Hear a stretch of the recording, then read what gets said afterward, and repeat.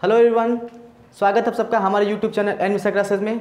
तो जैसा कि आप सब जानते हैं कि हम यहाँ पर बीएड सेकेंड सेमेस्टर का थर्ड पेपर, जिसका कि नाम है शिक्षा में क्रियात्मक अनुसंधान, एक्शन रिसर्च इन एजुकेशन के बारे में हम पढ़ते हैं। और ये हमारा थर्ड वीडियो यानी कि तीसरा वीडियो है, यानी कि जो हमारे सेकेंड सेमेस्टर का तीसरा पेपर हम लोग पढ़ रहे हैं, इसमें का 2 वीडियो हम पहले से बना चुके हैं। और इस वीडियो में बेसिकली हम आज पढ़ेंगे प्रयुक्त अनुसंधान यानी कि अप्लाइड रिसर्च।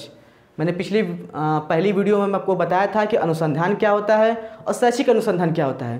दूसरे वीडियो में हमने बताया था कि मौलिक अनुसंधान क्या होता है यानी फंडामेंटल रिसर्च क्या होता है। मैंने आपको बताया था कि जो शिक्षा में रिसर्च प्रयुक्त की जाती है मेनली 3 प्रकार की रिसर्च होती है, फंडामेंटल, अप्लाइड और एक्शन रिसर्च। हमारे सिलेबस में भी इन्हीं तीनों के बारे में पढ़ने के लिए दिया गया है और हम इन्हीं तीनों के बारे में पढ़ रहे हैं, जिसमें कि पहला एक जो फंडामेंटल रिसर्च है उसके बारे में हमने एक बना दिया वीडियो, और ये हमारा दूसरा यानी कि अप्लाइड रिसर्च के बारे में वीडियो है।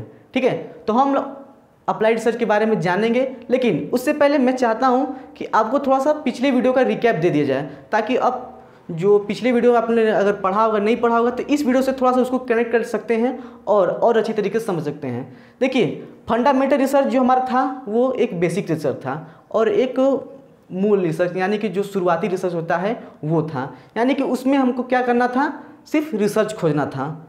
रिसर्च के द्वारा नए नए सिद्धांत, नए नए तथ्य, नए नए नियम निकालना था। और हमारे जो अनुसंधान जो हमारा बृहत यानी कि प्रयुक्त अनुसंधान है, इसमें हमें क्या करना है इसके बारे में जानेंगे।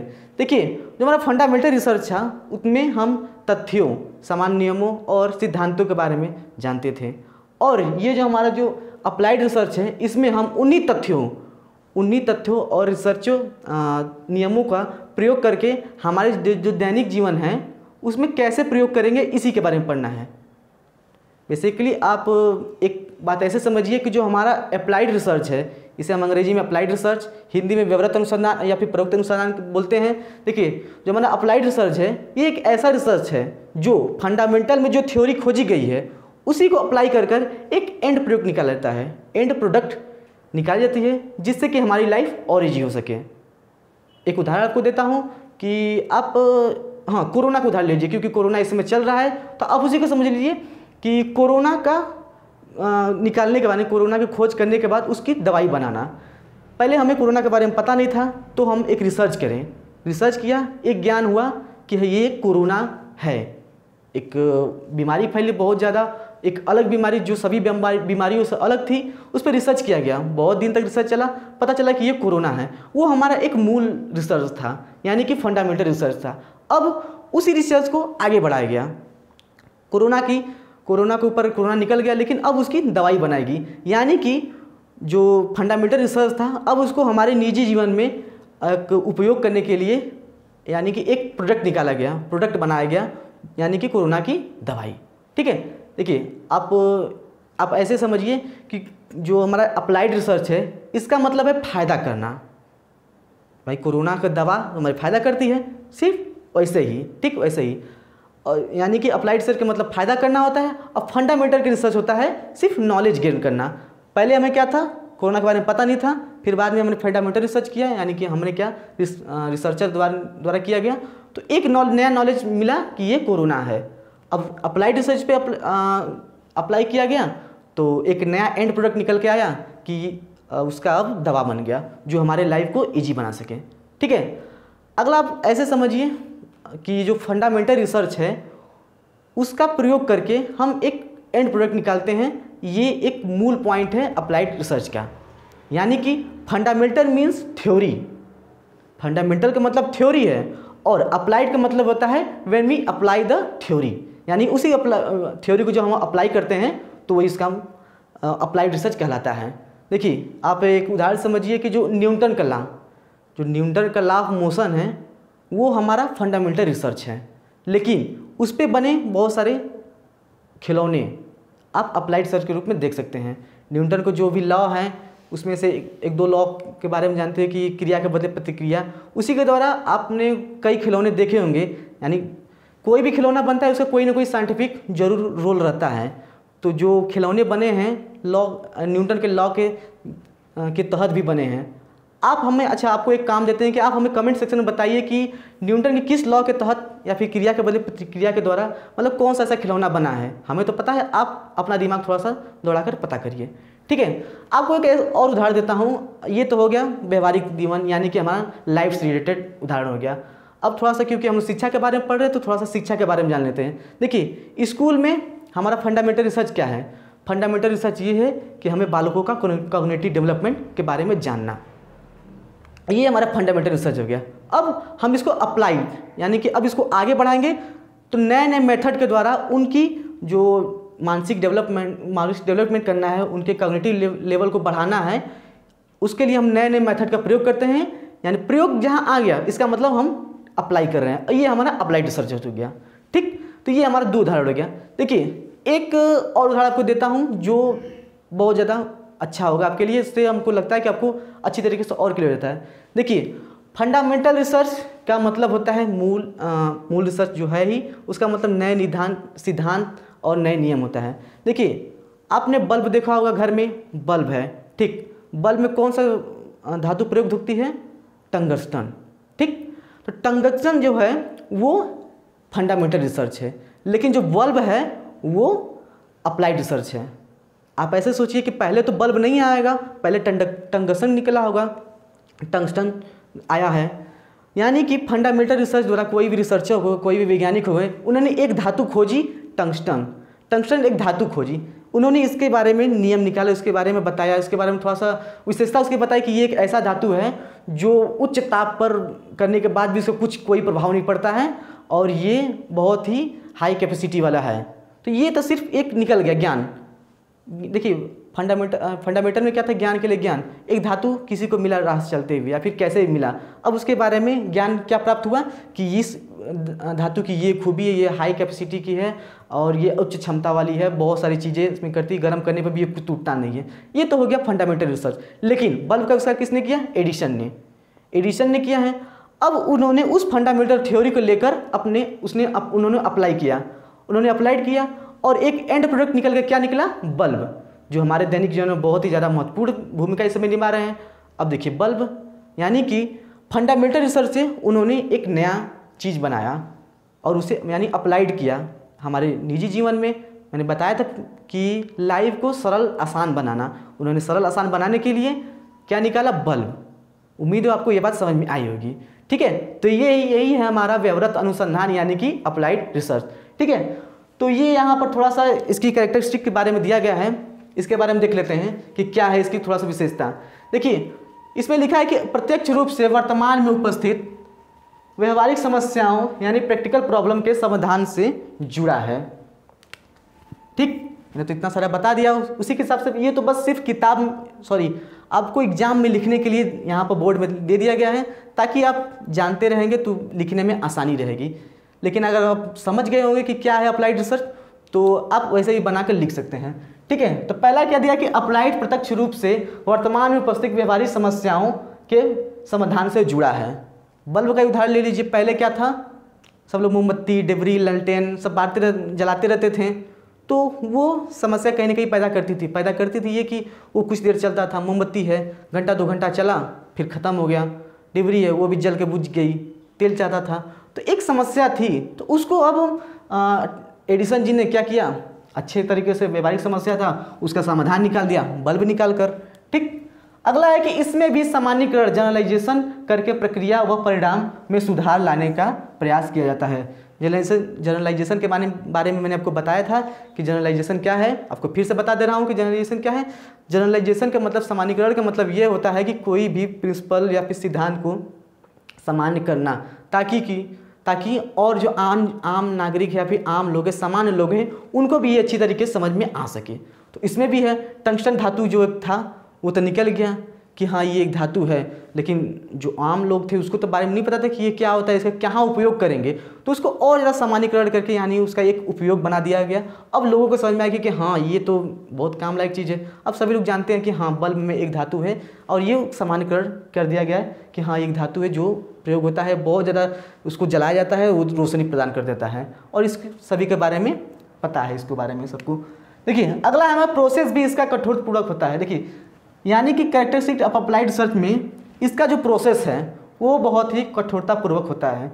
यानी कि पहले इधर से पढ़ेंगे हम लोग कि रिसर्च डिजाइन का विकास करके इसका प्रोसेस बहुत ही कठोरतापूर्वक किया जाता है। आप ऐसे इसको समझिए कि किसी भी अगर करने के लिए आप बल्ब कोई, मैं बार बार बल्ब को इसलिए उदाहरण दे रहा हूँ ताकि बल्ब हमारे निजी जीवन से रिलेटेड है। और आपने पिछली वीडियो में यानी कक्षा 10 में आप यूपी बोर्ड से होंगे तो आपने पढ़ा होगा कि एडिसन का एक चैप्टर है इंग्लिश वाले में, तो उन्हें आप लोग जानते होंगे कि उन्होंने बल्ब को खोजने के लिए यानी बल्ब को निकालने के लिए कितने सारे एफर्ट किए थे, कितने सारे एक्सपेरिमेंट किए थे। उनके कितने हज़ार एक्सपेरिमेंट के बाद उन्होंने आज बल्ब निकाला है, जो हमें देखने में सामान्य लगता है लेकिन वो बहुत ही मेहनत से किया गया था। यानी उन्होंने रिसर्च डिजाइन किया और उसे कठोरतापूर्वक प्रोसेस में किया।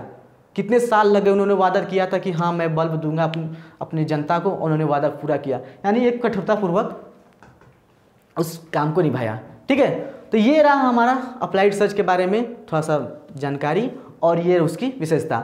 अब उस देखते हैं हम आगे कि उसके उद्देश्य क्या क्या हैं, यानी अप्लाइड रिसर्च के उद्देश्य क्या हैं।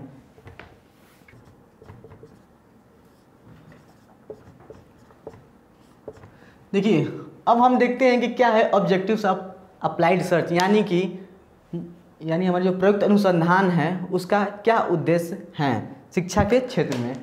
पहला हमारा दिया गया है कि शिक्षा के क्षेत्र में पूर्व प्रतिपादित नियम सिद्धांतों की उपयोगिता का जांच कर प्रैक्टिकल लाइफ में यूज करने की कोशिश करना। यानी कि जो शिक्षा के क्षेत्र में जो पहले से प्रतिपादित यानी कि पहले से जो नियम चल रहे हैं, जो लागू है, उसकी जांच कर जो हमारा प्रैक्टिकल लाइफ है जो चल रही है जो ज़िंदगी, उस पर यूज करने की कोशिश करना। बहुत सारे नियम हैं, लेकिन क्या सभी नियम लागू होने चाहिए या फिर सभी नियम थोपे जाने चाहिए बच्चों पर, ये बात तो सही नहीं है। तो इसी के लिए ये अप्लाइड रिसर्च जो हमारा निकलता है, ये देखने के लिए कि क्या ये सही है बच्चों के लिए या नहीं। ठीक, अगला हमारा है कि शिक्षा की विभिन्न परिस्थितियों में पूर्व ज्ञान व सत्यापित नियमों की जांच कर शिक्षा की गुणवत्ता में वृद्धि करना। देखिए, गुणवत्ता में वृद्धि करना और यहाँ पर जो नियम जो यहाँ पर पहला उदाहरण दिया गया है या उद्देश्य, दूसरा उद्देश्य, दोनों लगभग में सेम ही है। इसमें भी वही बात कही गई है कि जो पहले से पूर्व प्रतिपादित ज्ञान है और जो सत्यापित नियम है उनकी गुणवत्ता की जाँच किया जाए। यानी कि हाँ, चल तो रही है ये बात, लेकिन उसकी फिर से एक बार फिर से जाँच कर दी जाए। नहीं, कमेटी गठित की जाती है ताकि हर बार ये जांचने के लिए कि हाँ ठीक चल रहा है कि नहीं प्रोसेस, क्या ये जो नियम लगाया गया है कि वो लागू करना चाहिए या फिर जो हमने लागू किया है ये समय के साथ कुछ उसमें बदलाव करने की ज़रूरत तो नहीं है ना। होता है सेम ऐसे भी आप ऐसे को भी रख सकते हैं और उसमें इसकी गुणवत्ता की जाँच भी हो जाती है कि जो पहले के जो प्रतिपादित जो नियम हैं, जो पहले से जो सत्यापित नियम है उसमें क्या और बेटर कर सकते हैं और उसमें क्या और वृद्धि किया जा सकता है। ठीक, अगला हमारा है कि शैक्षिक प्रक्रिया को और अधिक सरल और स्पष्ट करना। यह भी उसी के प्रकार सेम ही है कि इसमें भी शैक्षिक प्रक्रिया को यानी शैक्षिक जो प्रोसेस है उसको और अधिक सरल और स्पष्ट किया जाता है। ठीक है, तो इसमें जो पुराने नियम है उसको लागू करके देखा जाता है कि क्या इसमें और बेटर हो सकता है ताकि जो बच्चे हैं उनको और अधिक स्पष्ट और अच्छी तरीके से स्पष्ट तरीके से समझ में आ सके। ठीक है, अब हम आगे इसके देखते हैं कि सीमाएं, यानी कि प्रयुक्त अनुसंधान यानी अप्लाइड रिसर्च की क्या क्या सीमाएं हैं। भाई, किसी भी चीज़ की एक सीमा होती है तो इसकी भी कोई सीमा होगी, तभी ना आगे जो हम एक्शन रिसर्च पढ़ेंगे उसके बारे में हम लोग पढ़ेंगे। अगर यहीं तक सीमित रह जाता तो कोई बात ही नहीं रहती। ठीक है, तो देखते हैं कि इसकी क्या सीमा है। देखिए, अब हम देखते हैं कि क्या है लिमिटेशन ऑफ अप्लाइड रिसर्च, यानी कि जो हमारा प्रयुक्त अनुसंधान व्यवहारिक अनुसंधान है इसकी क्या क्या सीमाएं हैं। ठीक है, क्योंकि पहले इसकी सीमा में क्या दिखा रहा है कि अप्लाइड रिसर्च की प्रक्रिया समय और धन की दृष्टि से अधिक खर्चीली है। सही बात है कि जो हमारा अप्लाइड रिसर्च है ये भी फंडामेंटल भी कुछ दूर तक चलता है लेकिन वो नियम बनाकर रख जाता है। ऐसे ही अप्लाइड रिसर्च है। अप्लाइड रिसर्च में भी ये क्या है, समय और धन की दृष्टि से अधिक खर्चीली है। देखिए, ये शिक्षा के क्षेत्र में बात हो रही है। अब अगर नॉर्मल डे में अगर बात भी करेंगे, अब नॉर्मल ज़िंदगी में, तो मैंने बल्ब वाला उदाहरण दिया था, तो आप देखेंगे कि उसको बनाने में कितने दिन लगे थे, कितने साल लगे थे, उन्होंने कितने पैसे खर्चा किए थे। मैं बताया कि आपको कि कक्षा 10 में इंग्लिश में एडिसन के बारे में दिया गया है। अच्छी लेसन है, अच्छा लेसन है, अच्छा कहानी है और मोटिवेशन कहानी है, आप उसको पढ़ना चाहिए और उसके बारे में आपको पता भी लग जाएगा कि उन्होंने क्या किया था इस सिर्फ एक बल्ब को बनाने के लिए। इसमें दिखाया गया था कि वो धन की कितनी बर्बादी हुई थी, उनके समय भी कितना खराब हुआ था। ठीक है, तो ये है इसका एक लिमिटेशन, ये है कि अप्लाइड रिसर्च की प्रक्रिया समय व धन की दृष्टि से अधिक खर्चीली है। ठीक है, दूसरा क्या है कि कभी कभी शिक्षा की विभिन्न परिस्थितियाँ तत्कालिक समस्या समाधान चाहती है, जबकि अप्लाइड रिसर्च में यह संभव नहीं है। मैंने बताया कि जो इस समय शिक्षा का जो चल रहा है प्रोसेस, उसमें क्या है कि कोई भी समस्या आ रही है उसकी तत्काल समाधान चाहिए, तुरंत नहीं कि अगर बच्चे को कोई टेंशन मतलब दिक्कत आ रही है तो उसको चले 2 महीने 3 महीने तक उसका प्रोसेस चले उसका, तब उसके बाद उसका निकले कोई भी हल, लेकिन नहीं, तुरंत उसका हल चाहिए, यानी तुरंत समाधान चाहिए। इसके लिए ही एक्शन रिसर्च, जो कि हम नेक्स्ट वीडियो में पढ़ेंगे, वो ही निकाला गया है, यानी कि इसी का एक और डेवलप रूप एक्शन रिसर्च है। ठीक है, तो यही है कि कभी जो शिक्षा की विभिन्न परिस्थितियाँ जो हैं वो अप्लाइड रिसर्च के लिए अनुकूल नहीं होती है, क्योंकि अप्लाइड रिसर्च मैंने बताया कि थोड़ा सा कुछ दूर प्रोसेस का लंबा चलता है, तो ये शिक्षा के लिए कुछ उतना महत्वपूर्ण नहीं है जितना होना चाहिए। ठीक, अगला हमारा कि अप्लाइड में जिन परिस्थितियों में नियम और सिद्धांतों का निर्माण किया जाता है वे प्रायः उस परिस्थिति से भिन्न होते हैं। सेम इसी की तरह ये भी है। अतः रिसर्च की वैलिडिटी में कठिनाई आती है, यानी कि जो जिन परिस्थितियों में नियम या फिर सिद्धांत कोई भी एंड प्रोडक्ट निकल के आ रहा है, कभी कभी ऐसा हो जाता है कि शिक्षा के क्षेत्र में कि जो इस समय की परिस्थिति चल रही है, अब इस पर अप्लाइड रिसर्च के तहत अगर कोई काम किया जा रहा है, अब अप्लाइड रिसर्च चला 6 महीने साल भर चला, क्या पता अगला आने वाला सिचुएशन जो मतलब जो इतना समय जो बीत गया, उस जो सिचुएशन जो थी पहले वाली उससे या तो और कम हो गई होगी या फिर उससे और ज़्यादा बढ़ गई होगी। तो जो अप्लाइड रिसर्च जो हमारा निकल के आया है वो उस पर उतना कारगर नहीं है जितना होना चाहिए, तो ये थोड़ा सा परिस्थिति से भिन्न हो जाती है। और जो रिसर्च निकला है उसकी वैलिडिटी में कठिनाई आती है। कोई भी रिसर्च की वैलिडिटी जब तक नहीं होती वो रिसर्च कहीं भी अप्लाई नहीं होता है। ठीक है, वैलिडिटी यानी वैधता होता है ना, किसी चीज़ की वैधता ये इतने दिन से इतने दिन के लिए चलती है। ठीक, उम्मीद है आपको ये बात समझ में आई होगी। तो ये आज हम पढ़े हैं अप्लाइड रिसर्च के बारे में। आपको एक जानकारी दे दूं कि जैसा कि आप सब जानते हैं कि आप कोरोना के चलते आप सबका जो परीक्षा है वो टल ही रहा है और मोस्ट चांस है कि प्रमोट ही हो जाएंगे और सिर्फ लास्ट सेमेस्टर या फिर लास्ट ईयर वाले ही परीक्षा देंगे और सेकेंड सेमेस्टर या फिर फर्स्ट सेमेस्टर वाले तो प्रमोट ही माने और सेकेंड सेमेस्टर वाले अपना पढ़ाई जारी रखें। इसीलिए क्लासेस रेगुलर बेसिस पे चल रही है। हाँ, बीच में थोड़ी सी इंटरेक्शन हुआ था, कुछ पारिवारिक कारणों के कारण नहीं हो पाया था क्लासेस, लेकिन अब से ये रेगुलर बेसिस पे चलती रहेंगी। तो फर्स्ट सेमेस्टर वाले अपने आप को प्रमोटेड ही माने और पढ़ाई करते रहें।